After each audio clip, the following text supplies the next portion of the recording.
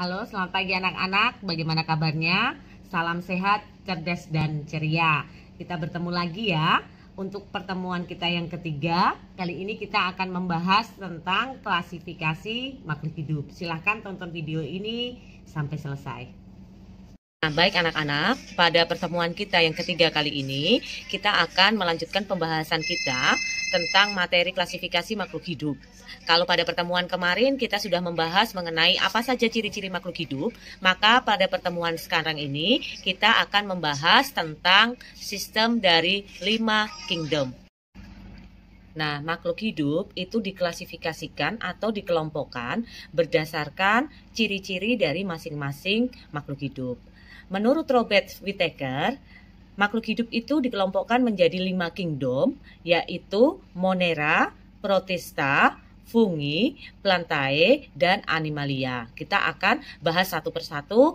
Nah, sebelum kita membahas ciri-ciri dari masing-masing kingdom tadi, terlebih dahulu Ibu akan memperkenalkan 2 jenis sel, yaitu ada yang namanya sel prokaryotik dengan sel eukaryotik. Nah, yang membedakan dari kedua bentuk sel ini adalah pada ada tidaknya membran intinya. Kalau sel eukaryotik itu memiliki membran inti, sedangkan kalau sel prokaryotik itu tidak memiliki membran inti. Kelompok makhluk hidup pertama yang akan kita bahas adalah kingdom Monera. Nah, Monera ini merupakan makhluk hidup yang paling sederhana di muka bumi ini. Monera ini ukurannya sangat kecil sehingga tidak bisa dilihat dengan menggunakan mata telanjang atau kita bisa mengamatinya hanya dengan menggunakan mikroskop. Nah, ciri dari Monera yang pertama itu adalah selnya bersifat prokaryotik. Nah, pada pembahasan sebelumnya Ibu sudah jelaskan apa itu sel prokaryotik. Sel prokaryotik ialah selnya tidak memiliki membran inti. Kemudian ciri Monera yang kedua itu adalah bersel satu atau bersel tunggal. Kemudian ciri Monera yang selanjutnya itu adalah berkembang biaknya dengan cara membelah diri. Nah, kemudian untuk yang ciri terakhir seperti yang Ibu katakan tadi, ukuran untuk Monera ini sangat kecil sehingga hanya bisa dilihat dengan menggunakan mikroskop. Nah, ini adalah 4 ciri dari Monera, yaitu bersifat prokaryotik, bersel satu atau bersel tunggal, berkembang biak dengan membelah diri, kemudian bersifat mikroskopis atau ukurannya sangat kecil. Contoh makhluk hidup yang merupakan kelompok Monera itu adalah bakteri dengan ganggang hijau dan ganggang biru. Bahas satu-satu ya. Kalau bakteri, untuk bakteri ini ada di lingkungan kita. Bakteri di dalam kehidupannya kita ada bakteri baik dan bakteri jahat atau bakteri yang buruk. Bakteri baik salah satunya adalah Escherichia coli yang berperan untuk produksi vitamin K sehingga ia bisa membantu dalam proses pembusukan sisa makanan di dalam usus besar. Namun selain itu ada juga bakteri yang berbahaya, yaitu contohnya bakteri Mycobacterium tuberculosis. Ini adalah bakteri yang bisa mengakibatkan atau menyebabkan penyakit tuberkulosis atau yang sering kita sebut sebagai penyakit TBC. Kita sudah membahas kelompok Monera yang berupa bakteri, sekarang kita akan bahas kelompok Monera yang berupa alga atau ganggang. Antara lain seperti di gambar ini ada Crococcus, ada Gleocapsa, ada Oscillatoria, ada Tolipotrik, ada Merismopedia, dan Gloeotricia. Ini adalah beberapa contoh alga atau ganggang hijau dan biru yang merupakan kelompok dari Monera. Kingdom kedua yang akan kita bahas adalah kingdom Protista. Ini adalah beberapa contoh makhluk hidup, gambar-gambar makhluk hidup yang termasuk dalam kingdom Protista. Ciri-ciri kingdom Protista itu yang pertama adalah memiliki membran inti atau bersifat eukaryotik. Nah, seperti penjelasan sebelumnya, yang menjadi perbedaan dasar antara kingdom Monera dengan kingdom Protista itu terletak pada ada tidaknya membran inti. Ini ya. Nah, jadi kalau Protista itu selnya bersifat eukaryotik atau ada membran inti, sedangkan kalau Monera itu bersifat prokaryotik karena selnya tidak memiliki membran inti. Dan ciri yang kedua dari kingdom Protista itu selnya bersifat uniseluler atau multiseluler. Kalau tadi pada Monera selnya itu bersifat tunggal atau hanya terdiri dari satu sel, untuk Protista ini sudah terdiri dari banyak sel, lebih dari satu ya. Ciri Protista yang ketiga itu adalah ada yang bersifat mikroskopis, itu artinya adalah sangat kecil, tidak bisa dilihat dengan mata langsung. Untuk melihatnya kita harus menggunakan mikroskop. Namun pada kingdom protista itu ada juga yang bersifat makroskopis, kita bisa lihat langsung. Nah, contohnya ini. Untuk amuba, ekluyena, dan paramecium ini kita tidak bisa melihat secara langsung, kita harus pakai mikroskop untuk lihat. Tetapi untuk Eukemia spinosum, Gracilaria, kemudian alga hijau dan alga, ini kita bisa temui langsung. Kalau misalnya kita pergi ke pantai atau ke laut, kita bisa lihat secara langsung, bisa ada langsung, kita bisa ketemu langsung. Kelompok protista yang mirip dengan hewan itu dinamakan dengan protozoa. Ada 3 jenis protozoa yang paling sering keluar di soal ujian nasional, itu antara lain paramecium, ini bentuknya seperti ini. Kemudian ada entamoeba histolytica, ini seperti ini adalah bakteri yang menyebabkan diare, bakteri yang ada di usus besar ini menyebabkan diare. Kemudian ada Plasmodium malariae, jadi ini dia ada di darahnya kita yang menjadi penyebab kita menderita sakit malaria. Nah, kelompok protista yang mirip dengan tumbuhan ini sering disebut sebagai alga. Nah, beberapa contoh alga yang sering kita jumpai ini biasanya kalau kelompok protista yang berupa alga ini kita bisa lihat langsung dengan matanya kita, tidak perlu pakai alat. Nah, antara lain itu adalah alga merah atau sering disebut sebagai Eukemia spinosum, kemudian ada Gracilaria sp, kemudian kita punya alga hijau, kemudian yang selanjutnya kita punya alga coklat. Ini bentuknya seperti ini, kita biasanya bisa temui di perairan-perairan dan kita bisa melihatnya secara langsung. Ini adalah contoh kingdom protista yang terdapat pada air kolam yang berwarna hijau. Adalah air kolam yang kotor yang berwarna hijau, kemudian kita lihat dengan menggunakan mikroskop cahaya. Kalian bisa melihat sendiri betapa banyak protista yang ada di sini. Nah, protista ini adalah protista yang tidak baik untuk tubuh, sehingga kalau kita bermain atau berenang di air yang kotor, biasanya kita bisa jadi kita terkena sakit perut atau diare. Kelompok atau kingdom ketiga yang akan kita bahas adalah fungi atau jamur. Apa itu jamur? Jamur itu merupakan kelompok makhluk hidup yang memperoleh makanan dengan cara menguraikan bahan organik atau makhluk hidup yang sudah mati. Jadi jamur itu tidak bisa hidup sendiri. Dia hidupnya adalah dengan memperoleh makanan atau menguraikan dari makhluk hidup yang sudah mati. Adapun ciri-ciri dari jamur, jamur itu tidak berklorofil sehingga dia tidak bisa berfotosintesis dan tidak bisa menghasilkan makanan sendiri. Kemudian jamur itu berspora, jamur tidak memiliki akar, batang, dan daun. Kemudian jamur hidupnya di tempat yang lembab. Bersifat saprofit, artinya apa? Artinya jamur menempel di tumbuhan atau makhluk hidup yang sudah mati. Namun jamur juga bisa bersifat parasit. Jadi parasit itu dia bisa juga hidup pada makhluk hidup yang masih hidup. Untuk bagian-bagian dari fungi atau jamur, antara lain tubuh jamur itu terdiri atas benang-benang halus, itu yang namanya hifa. Hifa ini dia saling bersambungan atau saling berkumpul sehingga dia membentuk apa yang namanya miselium. Nah, jamur ini dia berkembang biak dengan menggunakan spora. Jadi dari sporanya ini dia nanti bertambah banyak. Yang membuat dia bertambah banyak ini adalah sporanya dia. Ini beberapa contoh makhluk hidup yang tergolong jamur. Jamur ada yang merugikan, ada juga yang menguntungkan. Antara lain ada jamur roti, ini merugikan ya. Kemudian jamur ragi tempe, ini yang membuat kedelai bisa menjadi tempe. Jamur tempe, jamur tiram. Tiram ini biasanya kita bisa masak. Ada juga jamur kuping dan jamur kayu. Ini beberapa contoh jamur. Selanjutnya yang akan kita bahas adalah kingdom tumbuhan atau yang sering kita sebut sebagai plantae. Apa saja yang merupakan ciri-ciri dari plantae atau tumbuhan?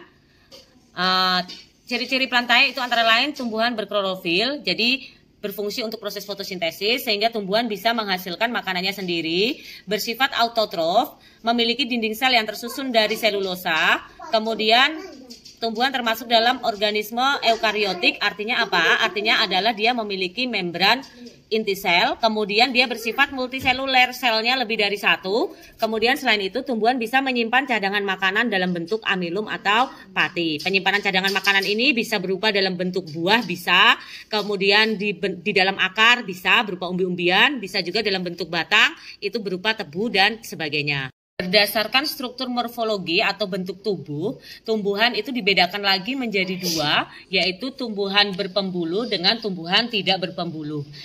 Nah, biasanya untuk tandanya atau ciri khas yang kita bisa lihat secara langsung adalah dengan ada tidaknya batang.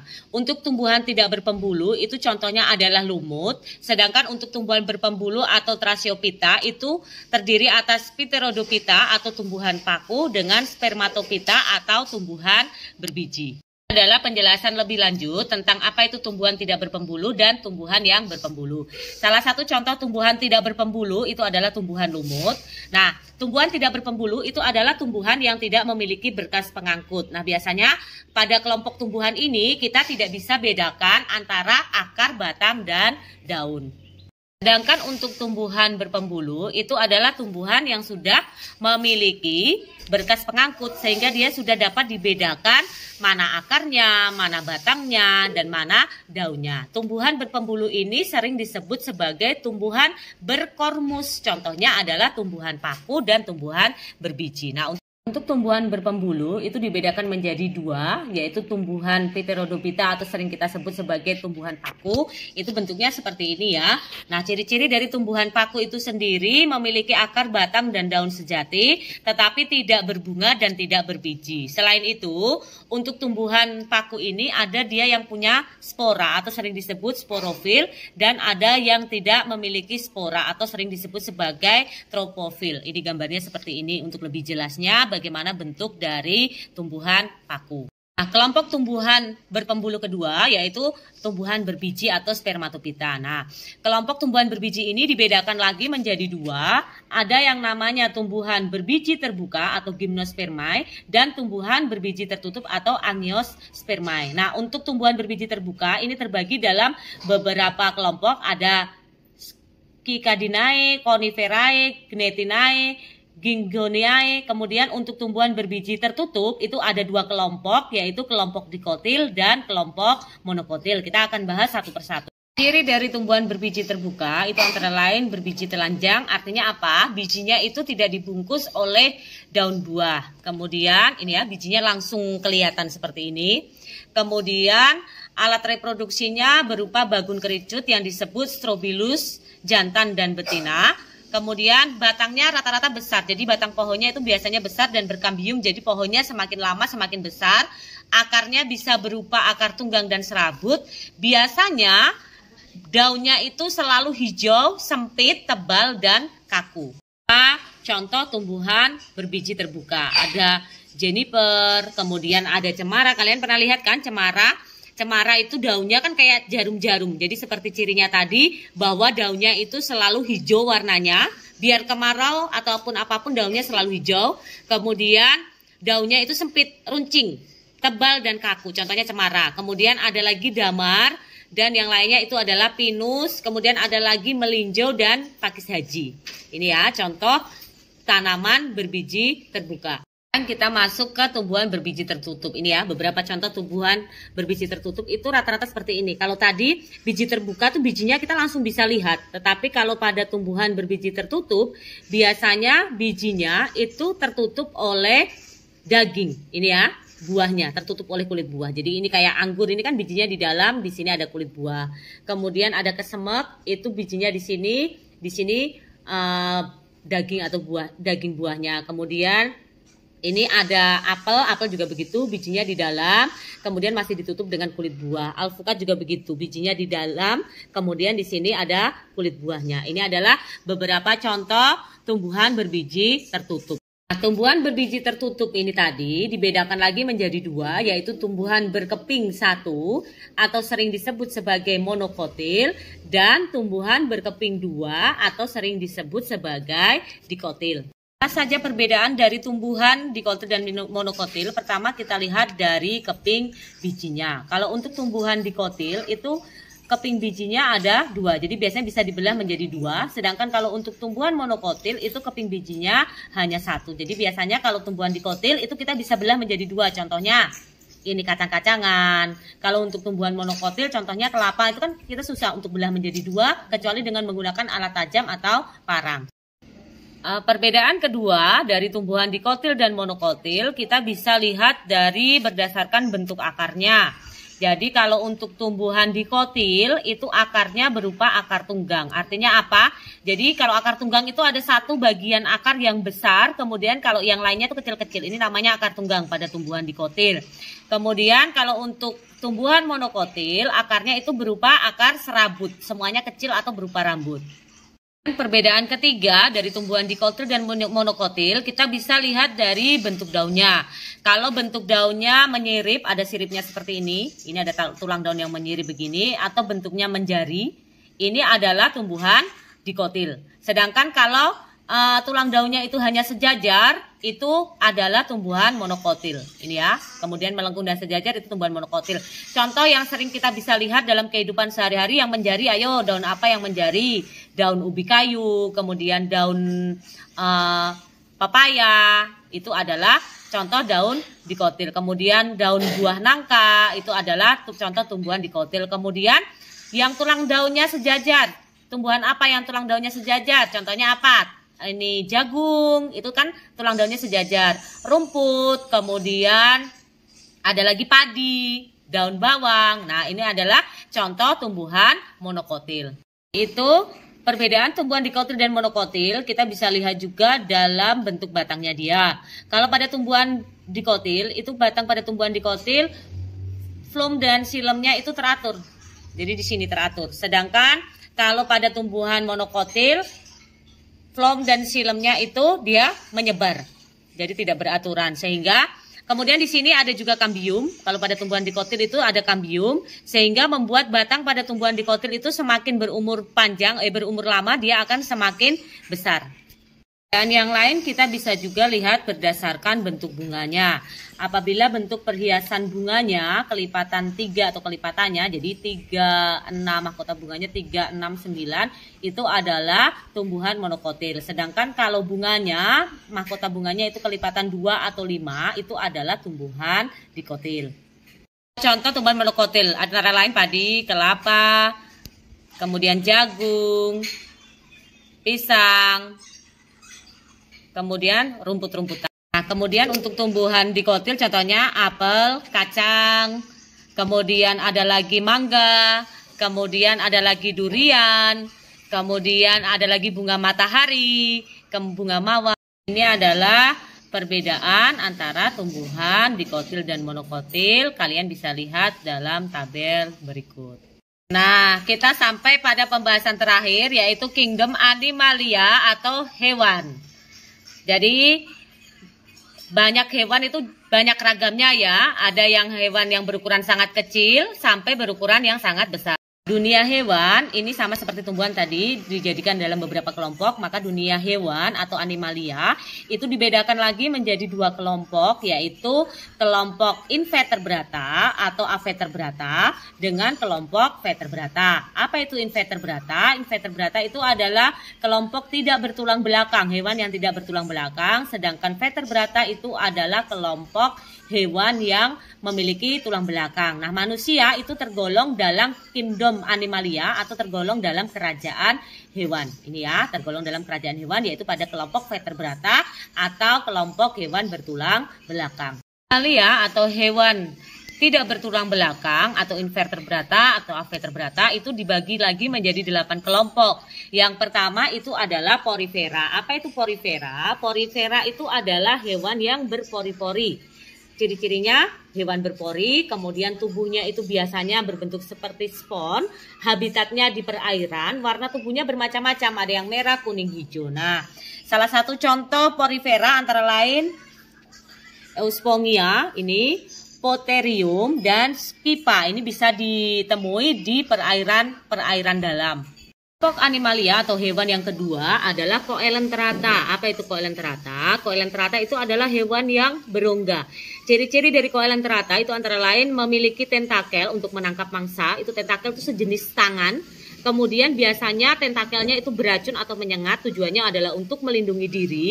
Tubuhnya biasanya berbentuk polip. Ada yang menempel pada tempat hidupnya. Ada juga yang berbentuk medusa, jadi dia melayang-layang. Nah, contoh dari Coelenterata itu antara lain ini, ada bunga karang, kemudian ada obelia, ada hidra, ada anemon, dan yang paling sering adalah ubur-ubur. Ini yang melayang-layang. Ini adalah beberapa contoh dari Coelenterata. Kelompok animalia atau hewan yang ketiga itu adalah cacing atau yang dinamakan bahasa latinnya itu vermes. Nah, ciri utama dari cacing itu adalah tubuhnya lunak, kemudian dia tidak bercangkang, kemudian tubuhnya simetris bilateral. Nah, berdasarkan bentuknya cacing itu sendiri dibedakan menjadi 3. Ada yang namanya cacing pipi atau Platyhelminthes, kemudian ada yang namanya cacing gilik atau Nemathelhelminthes, kemudian ada juga cacing gelang atau Annelida. Nah, contoh-contohnya cacing pipi ini seperti namanya ya, bentuknya pipi. Ini contohnya adalah cacing pita, bentuknya seperti pita dengan cacing hati. Kemudian untuk cacing gilik itu bentuknya bulat panjang. Ini ya, bulat panjang.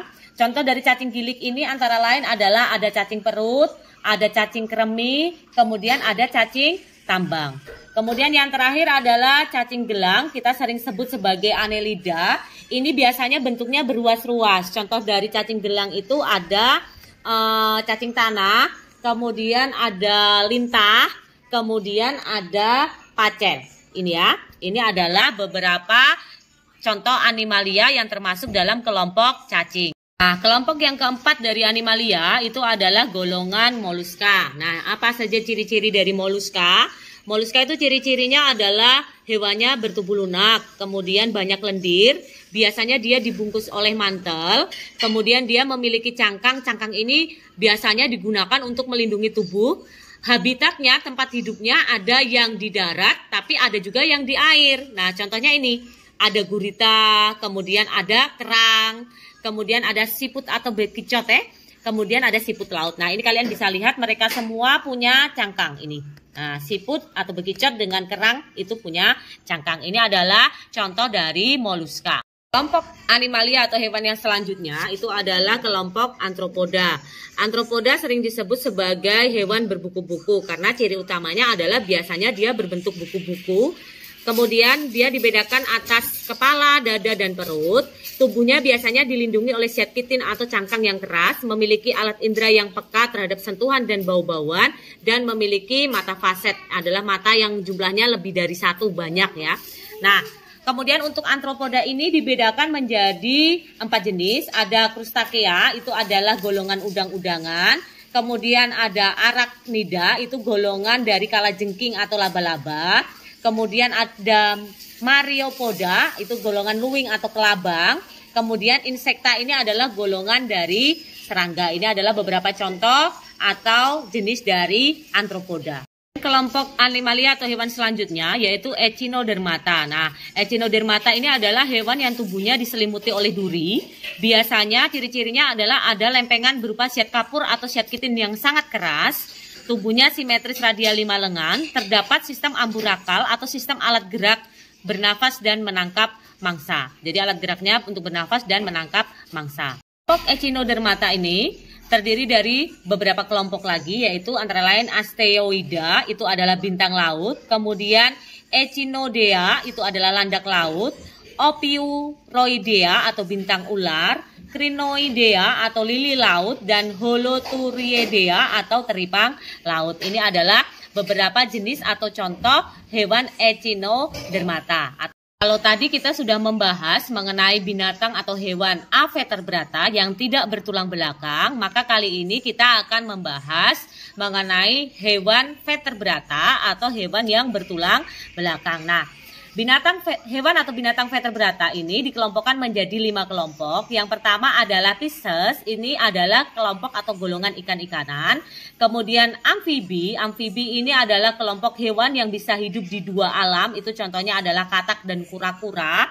Kemudian reptil itu adalah binatang yang merayap, itu antara lain buaya, kemudian biawak, ular. Kemudian golongan aves itu adalah golongan unggas atau burung-burungan, contohnya burung, ayam, itik. Kemudian mamalia ini adalah golongan binatang menyusui. Manusia itu termasuk di dalam golongan ini. Antara lain ada gajah, anjing, kambing, sapi, kerbau, itu termasuk dalam golongan mamalia. Kali ini sudah selesai ya pembelajaran kita hari ini mengenai 5 kingdom pada klasifikasi makhluk hidup. Sampai ketemu di pembelajaran kita selanjutnya. Terima kasih.